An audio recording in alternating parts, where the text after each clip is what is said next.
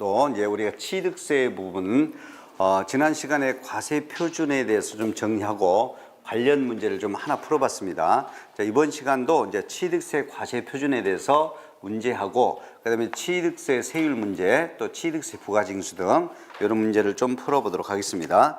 자, 우리 이제 그 16페이지에 16번부터 보도록 하겠습니다. 자, 지방세법상 취득세 과세 표준에 관한 설명 틀린 거 냈어요. 자, 취득세 과세 표준 반드시 출제될 거라 예상합니다. 자, 1항 자, 취득세 과세 표준은 당연히 취득 당시 가액으로 한다. 맞죠? 그리고 연부로 취득되는 경우가 있죠. 이때는 해당 매번 지급되는 매회라고 돼 있어. 매회 사실상으로 지급되는 연부 금액이다. 자, 취득 당시 가액으로 한다. 연부 취득에 대해서는 연두 금액으로 한다. 이게 동그라미 1항이 일반적 기준이죠. 일반적 기준이 된다. 동그라미 2항입니다. 자, 부동산 등을 증여든 무상 취득했다. 무상 취득할 때 취득 당시 가액은 지방세법 제4조에 따른 시가 표준액으로 한다. 2번이 틀린 것이죠. 물론 이제 이게 이제 그 2022년까지는 맞아요. 이게 증여든 무상 취득 시가 표준액으로 했습니다. 그런데 이제 우리는 이번부터는 이렇게 증여든 무상 취득은 불특정 다수인 사이에 거래가 이루어질 경우 통상적으로 성립된다고 인정되는 가액으로 한다라고 돼 있죠. 이걸 5글자로 시가 인정액으로 한다 그래야 되죠. 시가 인정액으로. 물론 상속은 시가 표준액은 맞아요. 단 상속은 시가 표준액이 맞습니다. 상속은 시가 표준액이 맞는데 일단 우리는 요 증여든 무상 취득 시가 인정액으로 한다 그래야 돼. 시가 표준액으로 2번이 틀렸다.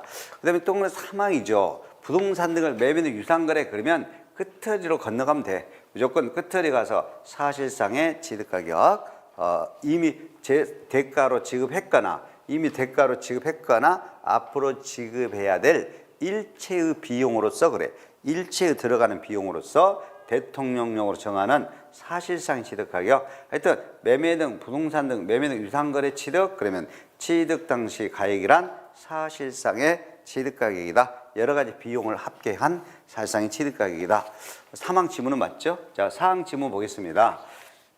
자, 지목 변경 나오네. 자, 지목 변경으로 인한 취득 당시 가액은 지목 변경, 취득 당시 가액은 그럼 지목 변경을 하다 보면 그 토지 가액이 증가되죠. 그럼 그 변경으로 증가된 가액, 변경으로 증가된 가액에 해당하는 뭘로 한다? 이것도 사실상의 취득 가격. 이것도 지목 변경으로 인해서 가액이 증가되죠. 그러면 그 증가되는 가액에 해당하는 사실상의 취득 가격으로 한다 이거죠.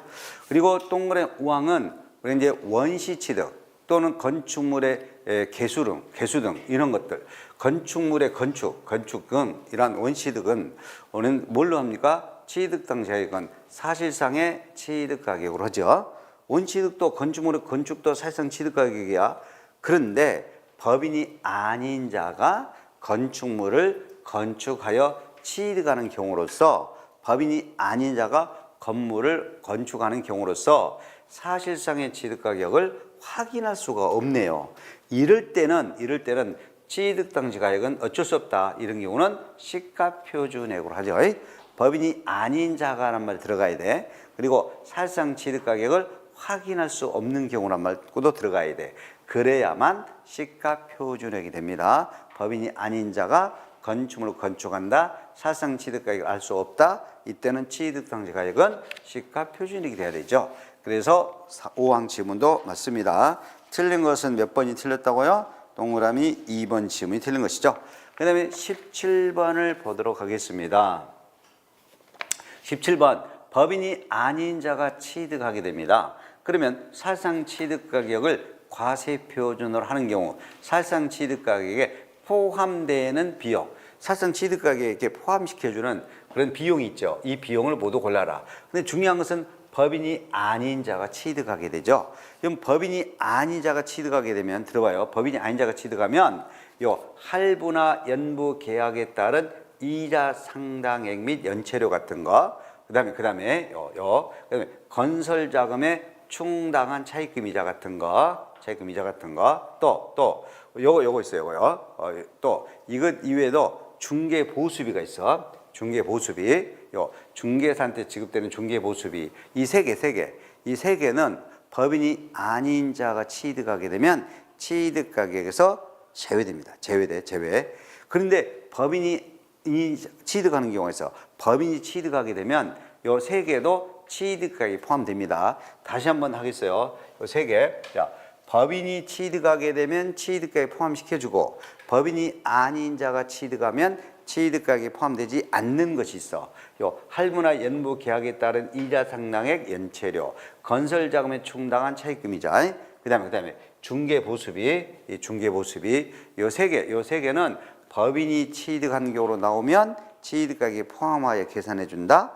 법인이 아닌 자가 취득할 때는 요 세 개는 취득가격에서 제외된다. 오케이. 그다음에 여기서 우리는 또 디귿이 있어. 디귿은 판매를 위한 광고 선전비 등 판매 비용이요. 이 판매 비용은요, 법인이 취득하든 법인이 아닌 자가 취득하든 간에 무조건요, 취득가격에 포함되지 아니합니다. 취득가격에 포함되지 아니하게 돼요. 그리고 리을은 자, 취득된 외외 그래서 취득된 외외 당사자 약정에 의한 취득자란 말 들어있어. 취득자 조건 부담액이나 채무 인수액이네. 취득자가 부담하기로 한 거. 취득자의 조건 부담액, 채무 인수액, 당사자 약정에 의해서 당연히 이거는 법인이든 법인이 아닌 자든 무조건이야. 다 취득가격에 포함해 줘야 돼. 포함. 법인이 아닌 자가 취득하더라도 취득자 조건 부담액이나 채무 인수액은 취득가격에 무조건 포함해 줘야 돼. 자, 리을 포함해야 될 거 리을 하나 나왔어요. 자, 그다음에 요 부동산을 취득하게 됩니다. 그때 매입한 그래서 부동산 취득할 때 매입한 국민주택 채권을 해당 금융기관에 예를 들어 팔아요. 채권 금융기관에 팔게 되면 채권 매각에 따른 차손 생기지. 이것도 법인이든 개인이든 무조건 취득가격에 포함을 해줘야 돼. 그래서 여기서 법인이 아닌 자가 취득하게 될 때 요 취득가격에 사상 취득가격에 합계액으로 해줘야 될까? 합계액으로 해줘야 될 것은 요 6개 중에서 2개만 합계액으로 해줘야 되죠? 2개만 뭐가 리을과 미음. 그래서 정답은 1번이 되겠습니다. 1번이 취득에 포함해야 될까요? 법인이 아닌 자가 취득했을 때. 근데 만약에 여기를 법인이 취득하는 경우로 그러면 3개를 더 취득가격에 더 포함해줘야 돼. 3개를 더 법인이 취득하게 된다. 그러면 제가 좀 빨간색으로 표시해 볼게요. 만약에 법인이 취득하는 경우 취득가격에 포함되는 비용을 모두 골라라. 법인이 취득하는 경우 법인이 취득시는 취득가격에 포함되는 거. 자, 당연히 할부나 연부 계약에 따른 이자 상당액도 법인이 취득할 때는 취득가격에 포함해줘야 돼. 그리고 건설 자금에 충당한 차입금이자도 법인이 취득하면 취득가격에 포함해줘야 돼. 광고 선전비 등은 법인이 취득하든 개인이 취득하든 취득가격에 무조건 포함되지 아니한다. 그다음에 리을 취득자 조건 부담액이나 채무 인수액은 개인이 취득하든 법인이 취득하든 무조건 취득가격에 포함해줘야 됩니다. 그다음에 또 요 중개보수비, 이 중개보수비도 무조건 법인이 취득하게 되면 포함돼야 되고 채권 매각 차손도 포함해야 되고 채권 매각 차손도 당연히 포함돼야 되죠. 그러면 법인이 취득하는 경우는 이 문제가 나왔다면 사실상 취득가격에 포함되는 것은 무려 몇 개가 돼야 돼? 5개가 돼야 돼. 5개가 돼야 돼. 뭐부터 포함해야 된다. 그러면 이제 답이 이제 4번으로 바뀌어지겠죠? 4번으로 5개가 돼야 되니까. 그죠? 뭐 하나만 빼고 디귿, 광고 선전비 등 판매 비용 하나만 빼고 5개를 다 취득가격에 포함해줘야 돼. 법인이 취득할 때, 그럴 때는 답이 4번이 돼. 4번에다가 법인이 취득하는 경우라고 써놔요. 법인이 취득하는 경우. 그럼 나중에 문제 볼 때 법인이 취득하는 경우로 주어진지 법인이 아닌 자가 취득하는 경우로 주어진지에 따라서 답이 달라지게 돼요. 달라지게 돼. 꼭 요 세 가지 할부나 연부 계약에 따른 이자 상당액, 건설 자금에 충당한 차입금이자, 중개보수비 이 3개는 법인이 취득하는 경우로 주어지면 취득가격 합계액으로 한다. 법인이 아닌 자가 주어지게 되면 그때는 취득가격에서 제외시켜준다. 됐어요. 자, 여기서 정답은 1번이 되겠습니다. 다음에 18번은 이제 계산 문제란 말이에요. 이거 계산 문제죠. 자, 아래 금액은 거주자 갑이 거주자라고 돼 있어. 거주자 나온 순간 개인이야, 개인. 법인이 아닌 자란 말이야. 법인이 아닌 개인이 개인 갑이 을로부터 취득하는 과정에서 발생한 금액이다. 그래가지고 취득세 과세 표준을 계산해라고 그래서 취득세 과세 표준. 그리고 지금 매매로 취득한 거기 때문에 이거 사실상 취득 가격을 해야 돼. 그러면 사실상 취득 가격이 전체가 총 1억 1천만 원이야. 1억 1천만 원인데 거기에 뭐가 들어있다고? 부가가치세가 들어있네. 부가가치세가 1천만 원 들어있죠. 그러면 우리는 부가가치세를 뺀 금액으로 해야 돼. 1억 1천만 원에 부가가치세 1천만 원이 포함되어 있으면 부가가치세는 사실상 취득가격에서 제외시켜줘야 돼. 부가가치세는 사실상 취득가격에 포함하면 안 돼요. 그러면 포함되어 있는 1천만 원을 빼줘야 돼. 다시 빼줘야 돼. 그래서 1억만 가지고 해야 됩니다. 1억 1천만 원에서 우리 뭘 빼준다? 부가가치세 1천만 원 빼준다. 그래가지고 1억 갖고 해야 된다. 1억 갖고 그다음에 이제 뭐 잔금을 뭐 1억 1천만 원에서 부가세 1천만 원 뺀 1억이고 그다음에 1억 1천만 원을 뭐 계약금 주고 또 잔금을 이렇게 치렀어요. 그다음에 이제 추가 비용이 또 있어. 거주자 갑이라고 돼 있어. 개인이요. 그러니까 지금 거주자 갑이 주택 취득과 관련하여 추가 지출했다. 자, 먼저 건설 자금에 충당한 금액의 이자가 있네. 이건 법인이 아닌 자가 취득하니까 취득 가격에 제외되는 거예요. 법인이 아닌 자가 취득하게 되니까 건설 자금에 충당한 금액 이자는 취득 가격에 포함하면 안 돼요. 취득 가격이 제외되는 거죠. 그다음에 중개 보수비도 제외되는 거네. 법인이 아닌 자가 취득했으니까 제외되죠.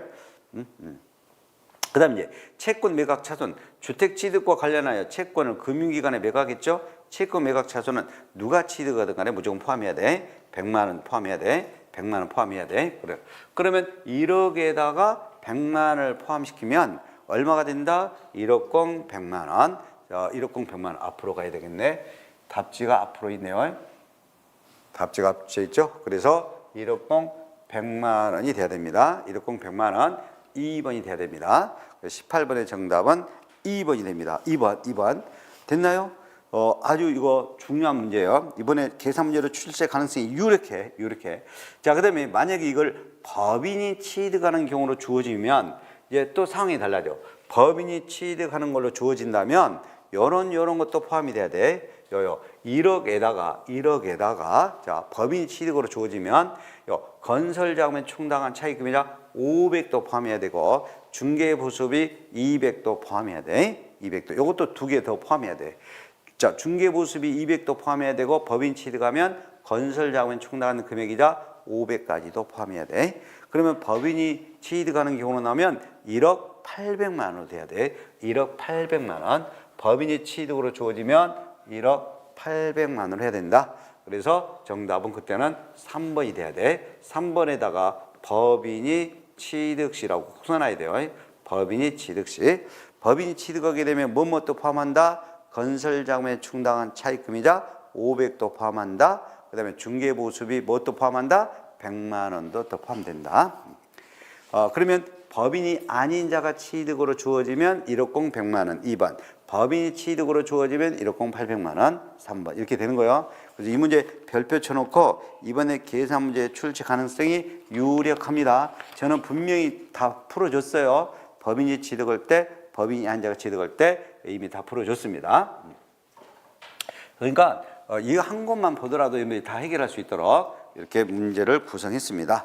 자, 그러면 이제 우리 취득세 세율로 넘어가도록 하겠습니다. 과세 표준 봤으니까 부가가치세는 무조건 제외가 돼야 돼요.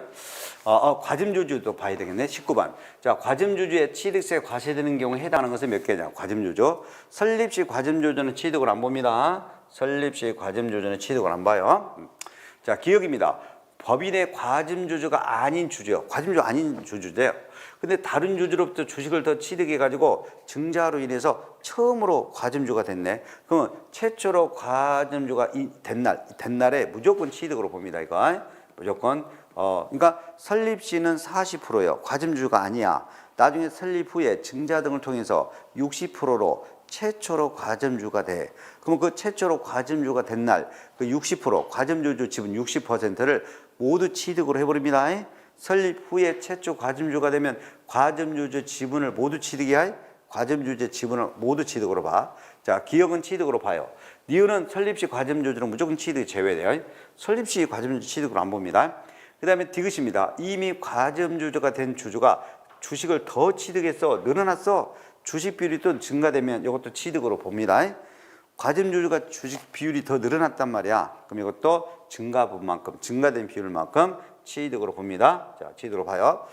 그 다음에 리을은 과점주주 집단, 과점주주가 속한 집단 내부적으로 주식이 이전됐어. 그러나 과점주주가 속한 그 집단의 주식에 대한 총 주식에 대한 비율에는 변동이 없다. 그럼 전체적으로는 비율이 변동이 없지. 취득으로 보지 아니한다. 리을 취득으로 안 봅니다. 그 다음에 미음은 과점주주였는데 양도 등으로 인해서 과점주주가 해당이 안 됐어. 그러다가 다시 또 주식을 또 취득해가지고 다시란 말, 다시 과점주가 됐다. 이걸 재차 과점주주라고 그래. 그러면 과점주주였다가 안 됐다가 다시 취득하여 재차 과점주가 되면 이전의 과점주주라고 그래. 이전에 과점주주 된 그 당시 주식 등 비율이 보다 더 증가되면 이것도 뭘로 본다? 취득으로 본다. 취득으로 본다. 예를 들어서 60% 과점주주였던 자가 매각에서 40%로 떨어졌다. 과점주주가 아니다. 다시 취득하여 70%로 됐다. 그러면 재차로 됐지. 재차로. 그러면 이전 과점주주요. 이전 60% 과점주주보다 증가된 10%를 뭘로 본다? 취득으로 봐요. 10%를 취득으로 본다. 이전의 과점주주인 60%보다 증가된 10%를 취득으로 보게 돼요. 그러면 미음도 재차 과점주가 됐으니까 이전의 지분보다 더 늘어났죠. 그러면 취득으로 봐야 되죠. 그러면 여기서 취득으로 보는 것은 취득세 과세되는 것은 모두 몇 개가 됩니까? 몇 개가 돼요? 일단 뭐뭐 해야 돼? 기억하고 디귿하고 기억 디귿하고 그다음에 하나 더 있죠? 하나 더 있죠. 기억 디귿 미음 몇 개가 해당된다? 3개. 3개만 취득세 과세가 된다. 정답은 3번이 되겠습니다. 3번이 되죠. 자, 그러면 과점주까지 봤으니까 이제 세율을 보도록 하겠습니다. 취득세 세율 100% 부동산 취득할 때만 내죠. 통상 곱해주는 세율이 표준세율이죠. 자, 표준세율 여러분 다 알 겁니다. 매매 등, 매매나 교환 등 유상승계, 매매, 교환, 공매, 경매 등 뭔가 유상승계로 농지인, 논밭, 과수원, 목장용지 이 4개 지목지 농지 취득은 1첨언에 33% 생각나죠. 그 다음에 농지 외의 토지나 상가 등을 매매 등으로 취득하면 1첨언에 44%. 그래서 1첨언에 30, 1첨언에 40. 농지가 낮은 세율이고 1첨언에 30으로 농지 외의 토지나 상가 등은 1첨언에 44%고 그 다음에 매매 등으로 주택을 취득했는데 표준세율이에요. 매매나 교환 등으로 표준세율인데 주택을 매매 등으로 취득했는데 유상거래라고 그래. 이걸 유상거래. 그러면 6억까지 6억 원 이하 6억까지는 1첨언에 10. 요 정도는 아셔야 돼요. 요 정도는 6억 초과 9억 이하 이런 것들은 실무적으로만 필요하죠. 우리가 수업 목적상은 자 매매나 교환 등 유상승계 꼭 하셔야 돼. 주택이다 6억 원 이하 6억 원에 해당되는 금액까지는 1첨언에 10. 농지를 매매 등으로 취득하면 1첨언에 30. 농지 외의 토지나 상가 등을 매매 등 유상취득 1첨언에 40 아셔야 되겠습니다. 이미 알고 있겠지만 상속은 38선이요. 1000분의 23, 1000분의 28, 2.3%가 농지 상속 취득, 더 높은 2.8%가 농지 외의 주택 등 상속 취득. 그래서 2.3%, 1000분의 23, 1000분의 28, 38선 그러면 돼. 상속은 38선. 농지가 1.5분의 23, 상속인데 농지 외의 주택 등 상속 취득은 1.5분의 28. 그 다음에 원시 취득은 1.5분의 28이죠. 2.8%, 원시 취득 2.8%. 이런 것들이 이제 우리가 통상 적용하는 표준세율이 되겠습니다. 통상 적용되는 표준세율이죠. 자, 취득 원인에 따라 세율이 다르게 돼 있네. 취득 원인에 따라 세율이 이렇게 다르게 됐네요. 그 다음에 가감할 수 있는 세율이 있죠. 100분의 50 범위, 표준세율에 대해서 100분의 50 범위 내에서 가감할 수도 있죠. 이렇게 가감 조정할 수 있는 거를 우리가 탄력세율이라고 그러죠. 그 다음에 이제 중과세. 취득세 중과세는 출제되면 이번에 요 사치성 재산이 출제되죠. 사치성 재산에서 별장은 제외되었다라는 것을 아셔야 돼요. 별장은 사치성 재산 아닙니다. 사치성 재산 아니에요. 별장은 이제 사치성 재산은 4가지만 해당되죠. 해운지 골프장, 고급주택, 고급오락장, 고급선박 요 네 가지, 이 네 가지 사치성 재산은 표준세율에다가 합산한다. 방금 우리가 표준세율 봤잖아요. 매매 등으로 농지는 3%, 매매 등으로 농지 외 토지 등은 4% 등 이렇게 표준세율 봤죠. 그럼 이 표준세율에다가 합친다 이 말이야. 합친다. 2%가 중과기준세율이죠. 2%를 우리는 중과기준세율이라고 그러죠. 그럼 중과기준세율에다 4배, 4배는 100분의 400이죠. 100분의 400, 4배. 그러면 중과기준세율 2%에 100분의 400, 4배면 8%를 합치는 거죠. 해당 표준세율에다가 중과기준세율 2%에 100분의 400, 4배를 합쳐주는 것. 이렇게 8%를 더 합쳐서 내야 되는 것. 이게 이제 사치성 재산이죠. 별장 꼭 제외됐다. 네 가지만 골라줘야 돼. 해운지 골프장, 고급주택, 고급오락장, 고급선박. 오케이. 그 다음에 수도권인 서울특별시 등 과밀억제 권역에서도 사업용 부동산에 대한 취득에 대해서 이렇게 중과세가 되죠. 과밀억제 권역에서도 중과세. 뭐 대도시에서도 중과세 있죠. 대도시에서 법인의 설립 등 부동산 취득에 대해서도 중과세가 되죠. 중과세가 됩니다. 중과세가 되죠. 자, 그리고 우리 취득세에서 세율 특례가 있죠. 생각날 겁니다. 표준세율에서 빼주는 거. 중과기준세율 빼주는 거 있죠. 이렇게 빼주는 거. 표준세율에서 빼주게 되죠. 이렇게 빼주는 특례 적용세율, 이 형식적인 취득이라고 그러죠. 형식적인 취득. 가장 제일 잘 내는 것이 바로 이거 동그라미 2항이 제일 많이 나왔죠. 환매 등기를 병행해야 돼. 환매 등기까지 병행이 이루어지는 부동산의 매매로서 환매 기간 내에 이루어져야 돼. 환매 기간 내에 매도자가 환매를 하게 됐다. 그러면 나중에 매도자가 다시 환매니까 다시 반대로 취득을 해야 돼. 반대로 매수해야 돼. 그러면 나의 매도자와 상대방 매수자 간의 환매 기간 내 취득에 대해서는 표준세율에서 중과기준세율 2%를 빼주게 됩니다. 제일 많이 출제했죠. 그리고 상속으로 인한 1가구 1주택의 경우도 상속으로 주택을 한 채 1주택을 취득했다. 1가구가 상속으로 한 1가구가 주택 한 채를 취득하게 돼. 1가구 1주택이 돼. 그러면 이것도 2%를 빼주게 되는데 고급주택은 제외되죠. 고급주택 2%안 빼주죠. 자, 공유물 합의물 분할의 경우인데 공유물 합의물 분할의 경우도 자기 지분을 초과분은 제외예요. 지분이 초과되지 않고 자기 지분이 있을 거 아니야. 분할이니까 자기 지분이 초과되지 않고 분할이 되면 이것도 2% 중과기준세를 빼준다 이거지. 빼준다. 이것 외에도 또 2% 빼주는 거 있잖아요. 민법 규정에 따른 재산분할도 그렇고 건축물 이전도 그렇고 특히 건축물 이전 재산분할도 잘 냅니다. 이거. 건축물 이전됐는데 종전가액이 초과되지 않은 상태다. 종전가액이 초과되지 않고 건축물이 옮겨지면 2% 빼주죠. 꼭 요 민법상 규정에 따른 재산분할 동그란 5번도 별편 민법 규정에 따른 재산분할도 2%를 빼주게 된다. 그 다음에 우리가 2%만 적용하는 것도 있죠. 거의 뭐 건축물의 개수가 정답이죠. 건축물의 개수라든지 토지 지목 변경이나 차량 종류 변경, 지목 변경 등 이런 것들은 중과기준세율 오로지 2%만 세금 적용이죠. 그러니까 이 특례세율을 적용하는데 이때 특례세율을 무조건 2%만 세금 계산해 주겠다 이거요. 2%로만 중과기준세율 2%만 적용하겠다 이거요. 무조건 취득세 과세표준에다 2%만 적용하는 거. 건축물의 개수요. 근데 단서가 있죠. 건축물 개수로 인했는데 면적이 증가됐네. 면적 증가분은 무조건 원시득 1.5 28을 적용이죠. 면적 증가는 과점주주 경우도 1.5 22%만 적용하는 거죠. 과점주주도 지목 변경, 과점주주, 건축물 개수. 절대 잊어먹지 말아야 될 것은 건축물의 개수로 인한 취득. 중과기준 2%만 적용한다. 면적 증가분은 원시 취득에 대한 세율을 적용한다. 자, 그리고 이제 우리가 세율 적용을 주의해야 되죠. 이것도 우리는 이제 중과세한다는 거죠. 토지 건축물 취득하는 5년 이내죠.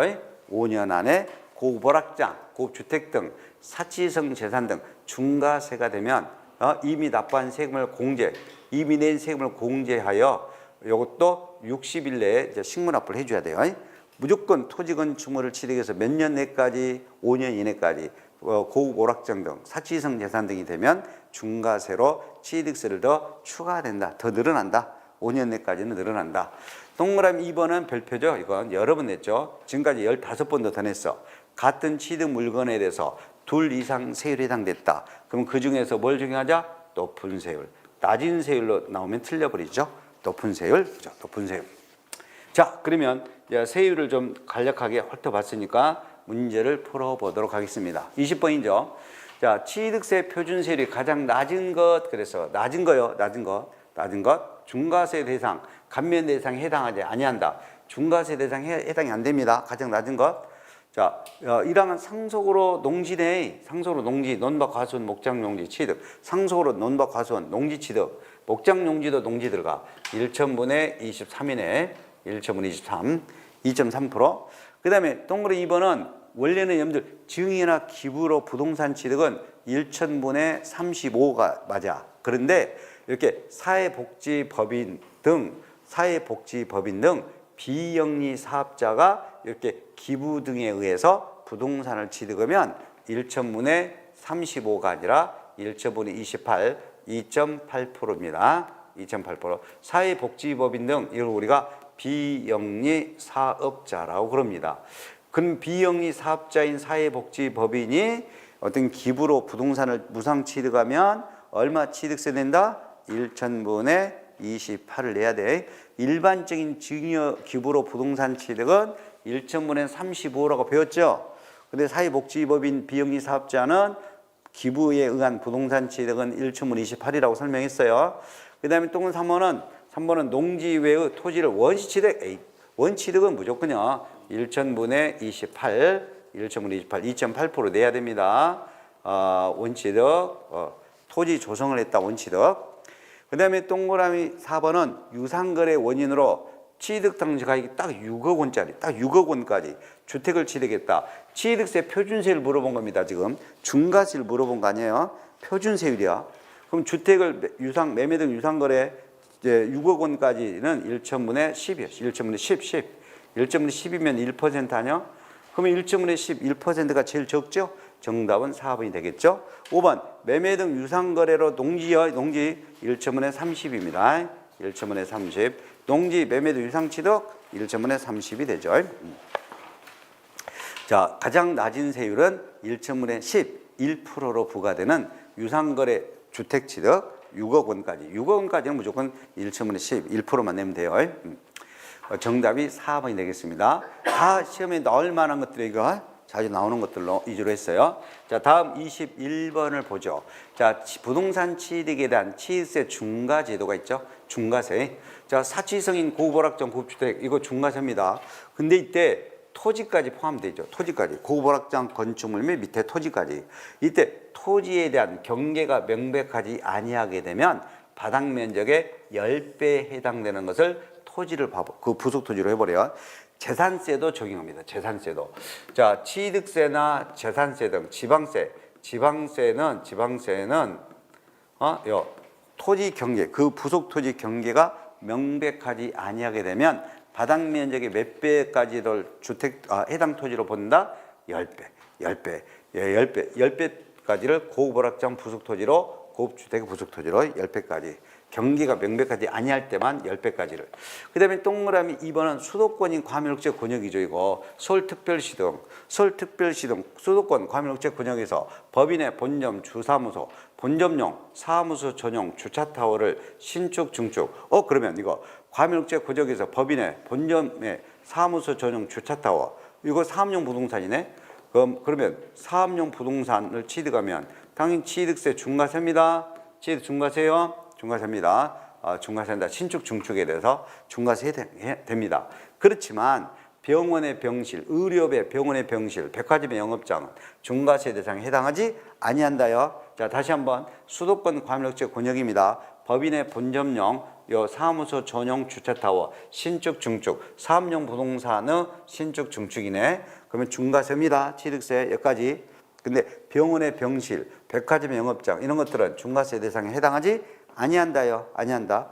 당연히 병원의 병실 등은 중과세 안 합니다. 그 다음에 동그라미 사망 지문이죠. 내가 취득을 했는데 60일 이내가 중요해요. 여러분들 60일 이내가 취득세 신고기한이거든. 그럼 취득세를 60일 안에 신고해야 돼. 그러면 신고기한 60일 안에 고급 오락장이 아닌 다른 용도로 사용하고자 또는 고급주택이 아닌 다른 용도로 사용하기 위해서 용도 변경 공사를 무조건 착공해버려.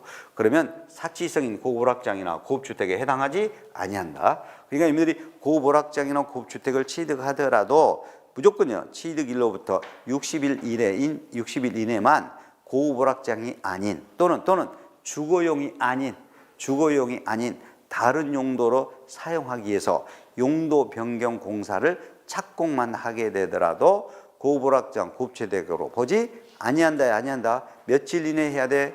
60일 이내에 주거용이 아닌 고급오락장이 아닌 다른 용도로 60일 이내에 용도 변경 공사를 하게 되면 고급오락장, 고급주택으로 보지 아니한다. 60일 이내요. 60일 이내 됐습니다.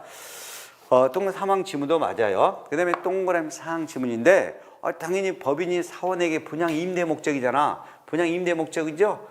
그러한 주택인데 일구 연면적, 그 일구 건축물의 연면적이 60제곱미터 이하밖에 안 돼. 이러한 사원에게 분양 임대지. 그러면 사원용 공동주택이라고 그래. 사원용 공동주택 및 그 부속 토지는 취득세, 중과세를 적용하지 아니한다요. 당연하지. 사원에게 분양 임대 목적 일구 연면적이 요거 중에 60제곱미터 이하밖에 안 돼. 아주 적어.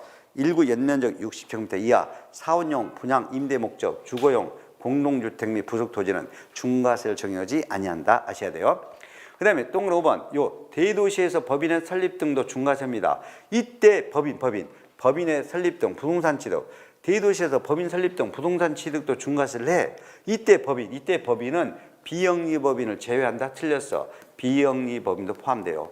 무조건 취득세나 등록면허세 등 중과세 대상이 되는 이 법인의 경우는 영리법인만 말한다. 틀려요. 영리법인, 비영리법인을 포함하여 모든 법인이 중과세 대상이 됩니다. 비영리법인을 포함한다 그래야 돼. 대도시에서 법인의 설립, 설치, 전입 등 부동산 취득, 취득세 중과세 된다. 비영리법인 포함한다 그래야 돼. 5번이 정답이 되겠네요. 5번이 틀렸습니다. 자, 지금 우리는 취득세 세율을 좀 보고 있습니다. 자, 22번도 취득세 중과세 세율이죠. 중과세 세율이 적용되는 경우가 아닌 것은 그랬어요. 아닌 것은.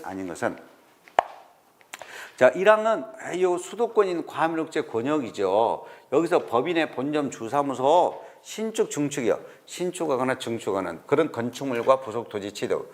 이걸 우리가 사업용 부동산 취득이라고 그래요. 본점이나 주사무소용, 이걸 우리가 법인의 본점 주사무소용, 이걸 사업용 부동산을 신축, 증축하게 되면 그 건축물하고 부속 토지는 무조건 중과세입니다. 이거는 중과세예요. 중과세한다. 그 다음에 동그라미 2번은 할부 금융업이나 은행법에 따른 은행업이 나왔네. 의료업도 나왔네. 의료업. 여러분, 할부 금융업이나 은행업이나 의료업은 시골, 아주 시골에 새 집만 사는 그런 산골짜기에 필요한 업종이 아니에요. 할부 금융업이 시골에 새 집이 사는데 필요해?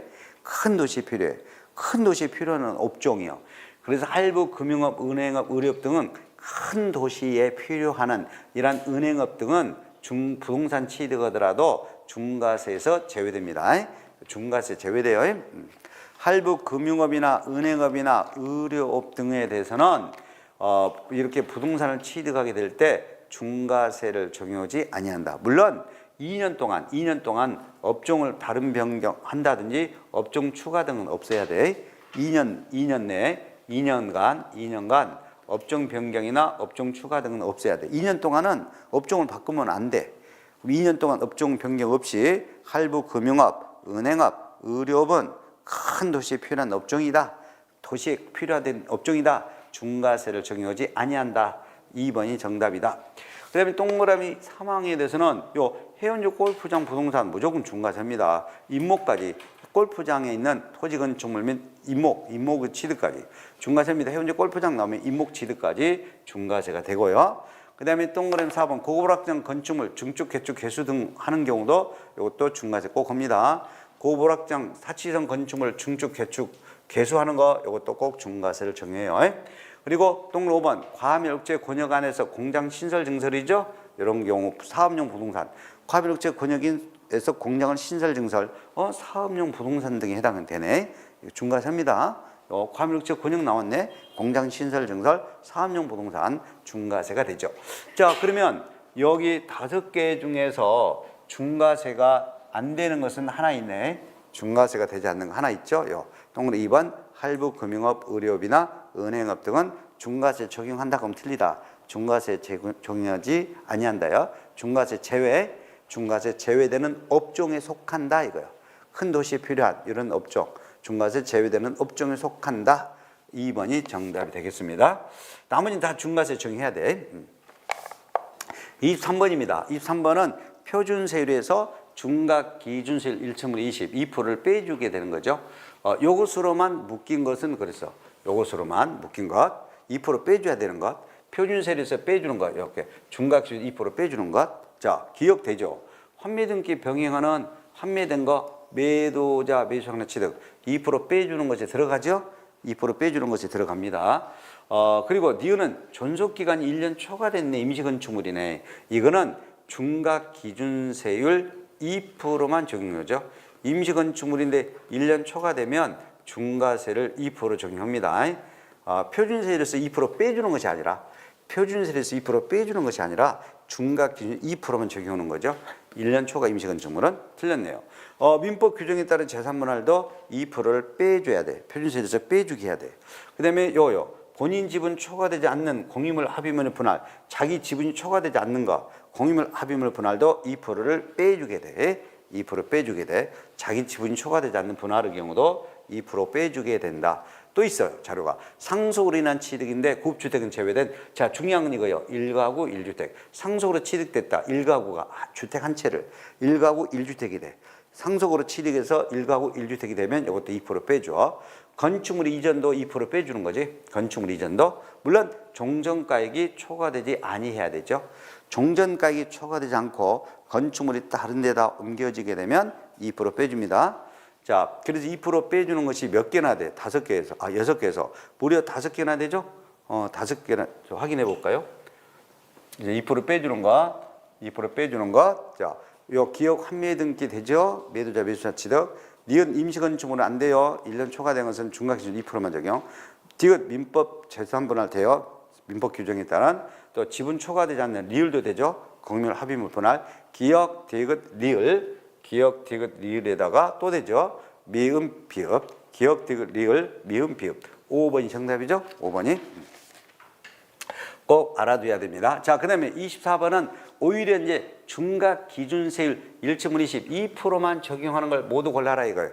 2%만 적용하는 거. 기업 건축물의 개수로 인한 거 2% 적용하는데 해필이면 면적 증가됐네. 면적 증가는 원시 취득의 세율을 적용합니다. 면적 증가인 원시 취득의 세율은 1.5의 28이죠. 그러니까 이거는 제외되네. 건축물 개수가 면적이 증가되지 아니하는 경우 그러면 중과기준세율 2% 적용해요. 근데 면적 증가는 원시 취득의 세율 적용. 이유는 차량 등 종류 변경, 토지 지목 변경 요거 2%만 세금 내야 되죠? 2%만 세금 내야 되죠. 그다음에 과점유주 디귿도 과점유주도 2% 세금 내야 돼요. 그래서 이렇게 니은 차량 등 종류 변경, 토지 지목 변경, 또 과점주 주식 취득 이런 것들을 우리가 취득 의제잖아. 사실상 취득은 아니더라도 가액 증가 등으로 인해서 취득 의제. 건축물 개수도 취득 의제에 들어가지만 면적이 증가돼 버렸죠. 그럼 원시 취득의 세율을 적용하는 거죠. 그다음에 리을은 상속으로 농지 취득이네. 뭐 상속으로 농지 취득이면 1천분의 23을 적용하죠. 1천분의 23을. 자격농민이 아니요. 농사짓는 자격농민이 아닌 사람이 상속으로 농지 취득하면 1천분의 23을 적용해야 되죠. 중과기준세율 2% 적용하면 안 돼요. 상속으로 농지취득 1.5 23을 해야 되죠. 그러면 이 4개 중에서 중과기준세율 2%만 적용하는 것은 니은 종류 변경, 또 토지 지목 변경 가액 증가, 디귿 과점주 주식취득, 니은 디귿 2개만 중과기준세율 2%. 또 있네요. 미음도 되죠? 미음도 무덤이나 묘진 토지 취득도 2% 세금 내야 돼요. 무덤이나 묘진 토지 취득이 2% 세금 내야 됩니다. 이것도 중과기준세율. 또 비읍입니다. 비읍. 택지공사가 준공된 토지에다가 정원이나 부속 시설물 등을 추가 조성 설치가 돼. 그러면 이것도 취득으로 의제됩니다. 취득으로 봐요. 이것도 취득으로 봅니다. 그럼 이렇게 취득으로 봅니다. 그러면 그 토지 소유자 취득도 이것도 취득으로 보게 됩니다. 지목 변경, 가액 증가 등 형태로 취득으로 보니까 이것도 2% 세금 내야 됩니다. 2% 세금 내야 돼. 택지 공사가 준공된 토지에다가 정원이나 부속 시설물 등을 조성 설치하여 토지가액이 증가되는 것도 이를 취득으로 본다요. 본다. 그러면 토지 소유자에게 중과기준세율 2%가 부과됩니다. 2%가. 자, 그러면 여러 개네. 여러 개. 2%만 세금 부과되는 거. 일단 여기서 기억 빼야 되죠. 니은과 디귿, 니은 디귿 있죠? 니은 디귿에다가 또 니은 디귿에다가 미음 비읍, 니은 디귿, 미음 비읍. 그래서 1번이 정답이네요. 1번이 정답이 된다. 그래서 23번하고 24번을 꼭 구분해서 해줘야 됩니다. 23번은 표준세율에서 중과기준세율 2% 빼주는 거고 24번은 중과기준세율 2%만 적용하는 거고 두 개를 구분하면 다 해결이 됩니다. 자, 그리고 25번이죠. 자, 취득세 세율에 대한 설명이다. 틀린 것은 그랬네요. 틀린 것은 그랬습니다. 1랑 해운제 골프장 부동산이 되는 토지 건축물에 대한 취득세 세율과 서울특별시는 과밀억제 권역이요. 과밀억제 권역의 법인의 본점 주사무소의 사업용 부동산 취득에 대한 취득세율은 동일하다가 틀렸네요. 다르다죠. 1번이 틀렸습니다. 1번이 정답이네요. 해운제 골프장 부동산은 자, 해운제 골프장 부동산입니다. 해운제 골프장은 표준세율에다가 합치죠. 표준세율에다가 더하기인데 2%의 100분의 400 중과기준세율이 2%죠. 2%에 무려 100분의 분자 400 100분의 400이니까 4배지 4배. 그럼 2%의 100분의 400 4배는 8%를 합쳐야 되죠. 예, 표준세율에다 합쳐야 돼. 현재 골프장 2% 중과기준세율의 100분의 400. 그러나 서울특별시는 과밀억제 권역이란 말이에요. 그래서 이 서울특별시 과밀억제 권역의 법인의 본점 주사무소 부동산은 표준세율에다가 합쳐주되 표준세율에다가 이렇게 합쳐주는데 중과기준세율 2%의 100분의 200으로만 합치죠. 2배, 100분의 200, 2배, 4%만 합쳐야 되겠죠? 4%만. 그래서 꼭 세율이 다르다. 해운제 골프장은 2%의 4배를 합친다.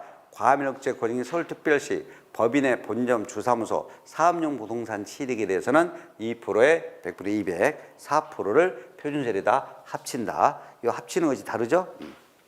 자, 그리고 동그라미 2항은 맞죠? 표준세율의 100분의 50 범위 내에서 세율 가감 조정할 수 있다. 뭐 네 글자로 탄력세율이고 여기는 있다라는 것이 중요하죠. 있다, 가감 조정할 수 있다. 100분의 50 범위 내에서. 동 3항이죠. 상속으로 취득했는데 농지 외의라고 돼 있어. 농지 외의 부동산 소유권 취득 상속으로 1천분의 28이지. 상속으로 농지가 1천분의 23. 농지 외의 부동산의 취득은 1천분의 28. 그러니까 3번도 맞고요. 그다음에 동그라미 4번이죠. 동그라미 4번은 이거는 잘 출제되지는 않는데 한 번도 낸 적은 없어요. 그런데 좀 여러분들이 한두 개는 알아둬야 돼요. 자, 동그라미 4번입니다. 일단 조정 대상 지역이라고 그래. 조정 대상 지역에서 주택을 취득해가지고 1세대 2개 주택이 되어버려. 조정 대상 지역에서 주택을 또 하나 매매 등해야 돼. 꼭 유상이 유상. 매매도 유상으로 취득해야 돼. 유상. 주택을 유상이란 말. 유상거래로 취득해야 돼. 유상거래. 주택을 유상거래 취득하여 1세대 2주택이 되네. 유상거래란 말 들어가야 돼요. 그러면 우리가 2주택이 되면 원칙은 이렇게 해버려. 표준세율 4%에다가 합쳐 더하기. 무조건 표준세율 4%로 해버려. 여기다 더하기. 중과기준세율이 2%야. 2%. 요놈에 100분의 200으로 더하기. 200. 2배로 더하기. 그러니까 4% 더하기. 그러면 4%에다 4% 더하니까 무려 몇 프로 세금 내야 돼? 8% 내야 돼. 8%. 자, 결론 짓겠습니다. 여러분들이 집 한 채, 주택 한 채가 있는데 서울특별시가 지금 조정 대상 지역이요. 그럼 서울특별시 조정 대상 지역에서 주택을 매매도 유상거래 취득을 했어. 그러면 1세대가 몇 개가 돼버려? 2개 주택이 되잖아, 이제. 조정 대상 지역에서 주택을 매매 등 유상거래 취득해서 2개 주택이 돼요. 그러면 세금을 어떻게 부과한다? 표준세율 4%에다가 더 추가 합산한다. 중각 기준세율 2%에 100분의 200, 4%를 더 추가 합친다. 그래서 몇 프로 세금 낸다? 8% 세금 낸다. 단 8% 세금에서 제외되는 것이 있다. 8% 세금 제외되는 것이 있다. 어떤 경우냐? 자, 이렇게 그 종전의 주택을 처분하지 않는 상태에서 신규 주택을 취득하여 아직 3년이 안 지났단 말이에요. 그래서 3년 안에 종전의 주택을 처분하게 되면 일시적인 2주택인데 이걸 일시적인 2주택의 경우는 요 8% 중과세에서 받는다. 제외된다. 그러니까 일시적인 2주택의 경우는 제외됩니다. 여기서 일시적인 2주택은 신규 주택 취득해서 신규 주택 취득하여 취득한 후 3년 이내라고 그래야 돼. 3년 이내 종전주택 양도해야 돼. 그러면 일시적인 2주택이잖아. 3년 안에. 이런 경우는 중과세에서 받는다? 제외돼. 3년 안에만 팔면 돼. 종전주택 3년 안에 팔면 중과세 제외됩니다. 중과세 제외돼요. 그리고 참고로 기존의 주택이 2채가 있어. 2채가 있는데 또 하나 주택을 취득하여 1세대 3주택이 돼. 조정 대상 지역에서. 그러면 1층분의 44%에다가 중각 기준율 2%에 100분의 400이라고 그래. 100분의 400. 그러면 8%가 합쳐. 그럼 4%에다 8% 합치면 12%가 되어버려. 12%가. 조정 대상 지역에서 주택을 유상 취득하여 1세대 3주택이 되면 표준세율 4%에다가 더 합친다. 2%의 몇 배? 4배인 8%를 더 합치게 돼서 몇 프로 세금 낸다? 12% 세금 낸다. 하나 더. 법인이 주택을 매매 등 유상거래 취득. 취득하면 법인은 무조건 주택수에 상관없이 법인이 유상거래로 주택을 취득하면 무조건 법인은 몇 프로 세금 낸다? 12% 세금 내. 법인이 주택을 매매 등 유상거래 취득하면 몇 프로 세금 낸다고? 12% 세금을 내도록 돼 있어요. 근데 시험에 내면 동그라미 4번만 나올 거예요. 1세대 조정 대상 지역의 주택을 취득하여 1세대 2주택이 되는 경우 이거는 4%에다가 중각 기준세율 2%에 100분의 200 2배인 4%를 합쳐서 8% 세금 부과한다. 근데 일시적인 2주택은 제외된다. 여기서 일시적인 2주택은 신규 주택 취득된 후에 3년 안에 종전주택을 양도하게 되면 8% 세금 부과되지 않는다. 그럼 8% 세금 부과되지 않으면 표준세율 6억 원 이하는 1.5의 10. 요걸 정의해요. 8% 세금 부과 안 하면. 자, 그 다음에 동그라 5번. 같은 취득 물건에 대해서 둘 이상 세율에 해당되면 그 중에서 뭐야? 높은 세율 적용. 동그라 5번에다 따로 별표. 수없이 많이 냈죠. 수없이 많이 냈어. 자, 그러면 이 문제 25번에서는 몇 번이 틀린 것이 돼요? 1번이 틀린 것이 되죠? 예. 그럼 26번 보겠습니다. 26번. 자, 취득세 세율에 관한 설명으로 틀린 거 그랬습니다. B랑 주택을 신축, 증축된 이후에 해당 주거용 건축물의 소유자가 해당 주택의 부속 토지를 취득하면 주택의 유상거래 취득세 세율을 적용하지 아니한다로 돼 있어. 자, 이런 내용이죠. 남의 것 토지에다가 주택을 줘요. 남의 것 토지에다가 주택을 신축합니다. 요 건물, 주거용 건물을 신축했어요. 주거용 건물을 신축한 사람, 신축하고 이 신축했던 그 소유자, 이 주거용 남의 것 토지에다가 주거용 건물을 신축하고 그다음에 이 건축물, 주거용 건축물의 소유자가 이 밑에 거 토지를 취득해. 밑에 거 이렇게 토지를 취득합니다. 토지를 취득해. 그러면 분명히 주택 건물의 토지를 취득하니까 주택 취득으로 봐야 되지. 주택 취득으로 봐야 되는데 이걸 주택의 유상거래 취득세 세율을 적용하지 아니하도록 돼 있어. 장난치지 마라 이거요. 여러분 주택의 세율이 낮지. 일반적인 토지 취득은 몇 프로 세금 내야 돼? 매매 등으로 취득하면 4% 내야 되잖아. 근데 주택으로 취득하게 되면 토지까지 포함해서 주택으로 취득하면 6억 원 이하짜리 주택은 몇 프로만 내면 돼? 1%만 내면 돼. 그럼 여러분들 어떻게 해야 되겠어? 어떻게 해야 되겠어? 토지를 취득하게 되면 4% 매매로 사게 되면 4% 내야 되니까 먼저 무엇을 줘놓고 남의 그 토지에다가 먼저 뭘 지어놓고 주거용품을 주택을 지어놓고 나중에 그 토지를 취득해. 그러면 주택 토지를 취득하게 되는 거잖아요. 근데 주택 취득으로 보겠다, 주택 취득으로 보지 않겠다, 주택 취득으로 보지 아니하겠다 이거요. 그러니까 주택의 유상거래 취득세를 적용하지 아니한다요. 그러면 뭘 적용하겠다는 거예요? 즉 그렇지.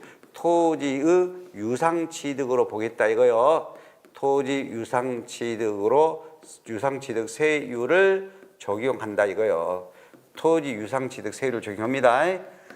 주택의 취득세 세율을 적용 안 합니다. 자, 다시 읽어볼게요. 주택을 신축이나 증축된 후에 해당 주거용 건축물의 소유자가 그 소유자 배우자도 포함해서 그 건축물요. 이 건축물의 소유자가 밑에 주택의 부속 토지를 나중에 취득하게 돼. 그러면 주택 취득으로 본다. 주택 취득의 세율을 적용하지 아니한다. 주택 취득에 대한 세율을 적용하지 아니한다로 가야 돼. 아니한다. 토지 취득의 세율을 적용해야 돼. 토지 취득의 세율을 적용해야 돼. 맞아. 동그라미 1항 맞아. 동그라미 2항입니다. 동그라미 2항. 건축물이 면적이 증가되면 무조건 원시 취득의 세율이야. 면적 증가 나오면 무조건 원시 취득의 세율이야. 1천분의 28 원시 취득의 세율 1천분의 28을 적용해요.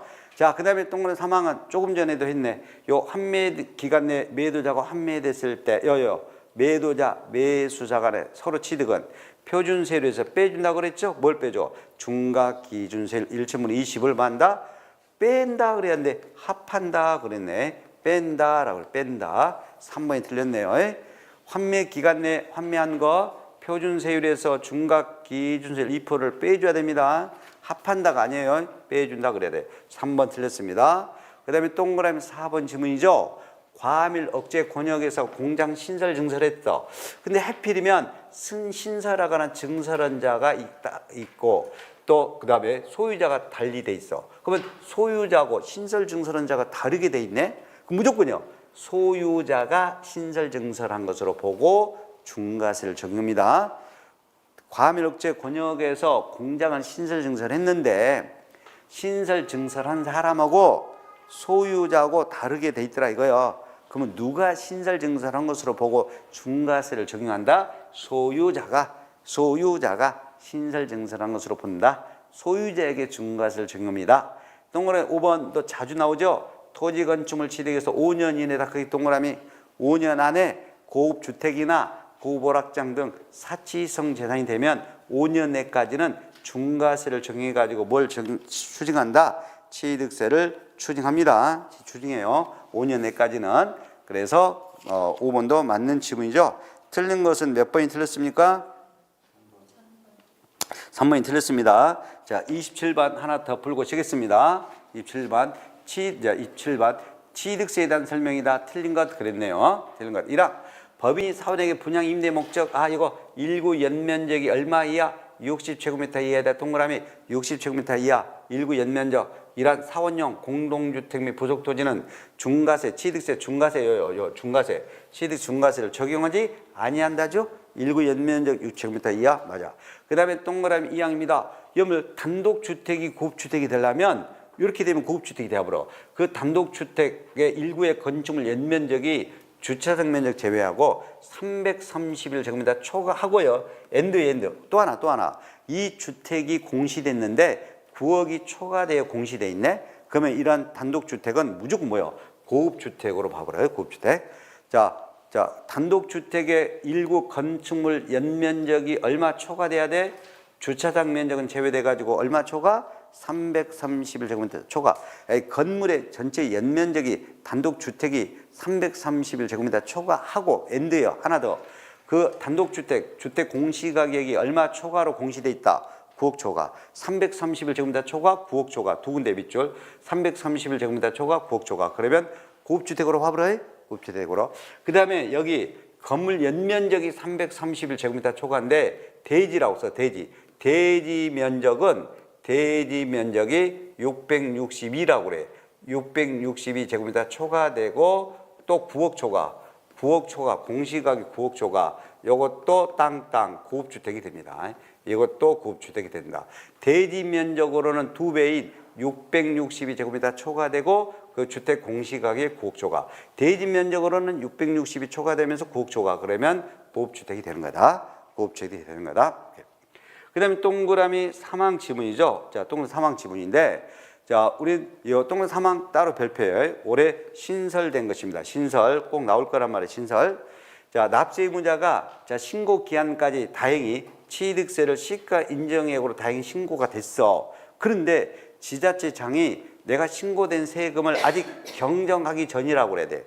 내가 신고된 세금을 경정하기 전에 그 시가 인정액을 내가 수정 신고해버려. 수정 신고해버려. 그러면 과소신고 가산세를 50% 감면한다가 아니야. 과소신고 가산세를 부과하지 아니한다 그래야 돼. 부과하지 아니한다요. 정답은 3번이 틀린 것이 됩니다. 하여튼 여러분들 시가 인정액으로 신고된 후 아직 세금이 경정하기 전에 시가 인정액을 내가 수정해서 신고가 들어가 버리면 나한테 과소신고 가산세를 받는다. 아예 부과하지 아니한다요. 부과하지 아니한다요. 부과하지 아니한다. 그래서 50% 감면한다. 3번이 틀린 것이 되겠네요. 동그라미 4번이죠. 부동산 등을 한꺼번에 취득 그러면 구분되지 아니하면 나눈다 그랬어요. 구분되지 않으면 시가표준 비율로 나눈다. 그 다음에 동그라미 5번 취득세 세율 적용 시 농지일은 세율이 낮아. 여기서 농지일은 4가지를 말해. 4가지. 실제로 농사 짓는 논밭, 과수원 및 하나 더 축사 등으로 쓰고 있는 목장 용지 등이어야 돼. 그래서 실제로 경작되거나 단연생 식물의 재배지로 이용되는 그런 토지인 사료밭 이런 것들을 다 묶어서 뭐라고 그래? 농지라고 그래. 논밭, 과수원 및 뭐까지? 목장 용지까지 농지로 봐요. 목장 용지까지 사료밭 이런 걸 다 포함해서 우리가 뭐가 된다? 농지가 된다. 농지는 취득세율이 낮죠? 그죠? 그래서 맞는 지문이죠. 틀린 것은 몇 번? 3번이 틀렸습니다. 그래서 취득세 세율까지 봤어요. 자, 조금 쉬었다가 다음 1시간 더 하고 오늘 수업 마칠 겁니다. 좀 쉬었답니다.